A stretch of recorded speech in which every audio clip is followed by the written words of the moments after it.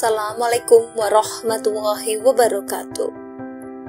Teman-teman yang budiman, puja dan puji syukur kehadirat Allah Subhanahu wa Ta'ala yang telah memberikan kita nikmat kesehatan dan nikmat keimanan sehingga kita bisa bersilaturahmi di channel Cerita Hidup. Sebelum mulai menonton Cerita Hidup, bantu channel ini dengan cara subscribe dan tekan tombol lonceng kalian. Terima kasih.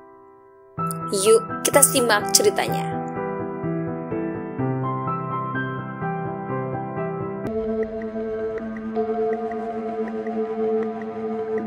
Musim panas merupakan ujian yang cukup berat, terutama bagi muslimah untuk tetap mempertahankan pakaian kesopanannya. Gerah dan panas tak lantas menjadikannya menggadaikan agama dan etika. Berbeda dengan musim dingin, dengan menutup telinga dan leher, kehangatan badan bisa terjaga. Jilbab memang memiliki multifungsi. Dalam sebuah perjalanan yang cukup panjang, dari Kairo ke Alexandria, di sebuah mikrobus, ada seorang perempuan muda berpakaian kurang layak untuk dideskripsikan sebagai penutup aurat karena menantang kesopanan. Ia duduk di ujung kursi dekat pintu keluar. Tentu saja dengan cara pakaian seperti itu mengundang perhatian, kalau bisa dibahasakan sebagai keprihatinan sosial. Seorang bapak setengah baya yang kebetulan duduk di sampingnya mengingatkan bahwa pakaian yang dikenakannya bisa mengakibatkan sesuatu yang tak baik bagi dirinya sendiri. Di samping itu, pakaian tersebut juga melanggar aturan agama dan norma kesopanan. Orang tua itu bicara agak hati-hati, pelan-pelan, sebagaimana seorang bapak terhadap anaknya. Apa respon perempuan muda tersebut? Rupanya dia tersinggung. Lalu ia ekspresikan kemarahannya karena merasa hak privasinya terusik. Hak berpakaian menurutnya adalah hak prerogatif seseorang. Jika memang Bapak mau, ini handphone saya. Tolong pesankan saya. Saya mau booking tempat di neraka Tuhan Anda. Jawabnya sambil ketawa terkekeh-kekeh.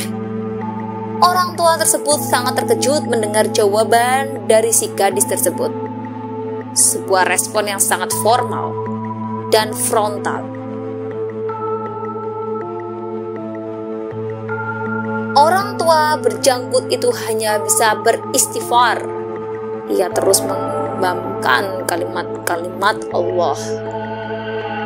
Penumpang lain yang geram dengan tingkahnya mendekati gadis tersebut lalu bertanya, "Jika saja saat ini sang malaikat pencabut nyawa mendatangimu, apa yang akan engkau katakan padanya?" Tanya penumpang lain yang mengenakan jilbab kepada gadis tersebut. Ia pun menjawab dengan penuh cemooh, "Aku akan mengatakan kepadanya, hus, hus." Tak ingin berdebat lama, penumpang itu pun kembali duduk di tempatnya. Detik-detik berikutnya, suasana begitu senyap. Beberapa orang terlihat kelelahan dan terlelap dalam mimpi, tak terkecuali perempuan muda itu. 10 menit kemudian bis pun tiba di perhentian. Gadis tersebut didapati tertidur di muka pintu bis sehingga menghalangi penumpang lain untuk keluar. "Bangunkan saja," kata seorang penumpang. "Ya, bangunkan saja," teriak yang lain. Gadis itu tetap bungkam, tidak bergeming. Salah seorang penumpang lain yang tadi duduk di dekatnya mendekati gadis tersebut, kemudian menggerak-gerakkan tubuh si gadis agar posisinya berpindah. Namun ia juga tak mau bangun. Tiba-tiba orang tua tadi memeriksa nadi si gadis. Sedetik kemudian dia menggelengkan kepalanya. Innalillahi. Gadis ini telah kembali menemui robnya dalam keadaan yang tidak disangka, ucapnya lirih. Para penumpang menjadi cemas dengan berita yang menggemparkan itu. Dalam suasana kelam kabut itu, tiba-tiba tubuh gadis itu terjatuh ke pinggir jalan.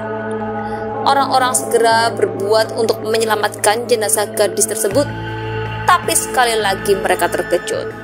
Sesuatu yang aneh menimpa jenazah yang terbujur kaku di jalan raya. Mayatnya menjadi hitam seolah-olah dibakar api. 2-3 orang yang coba mengangkat mayat tersebut juga keheranan, karena tangan mereka terasa panas dan hampir terbakar begitu menyentuh tubuh si mayat. Kontak seisi mikrobus berucap istighfar, kalimat tauhid serta menggenggamkan kalimat Allah, sebagaimana yang dilakukan bapak tua yang duduk di sampingnya. Ada pula yang histeris, meneriakkan Allahu Akbar dengan linangan air mata. Sebuah akhir yang menakutkan, mati dalam keadaan menantang Tuhan. Seandainya tiap orang mengetahui akhir hidupnya, seandainya tiap orang menyadari hidupnya bisa berakhir setiap saat, seandainya tiap orang takut bertemu dengan Tuhannya dalam keadaan yang buruk, seandainya tiap orang tahu bagaimana kemurkaan Allah, sungguh Allah masih menyayangi kita yang masih terus dibimbingnya. Allah akan semakin mendekatkan orang-orang yang dekat dengannya semakin dekat.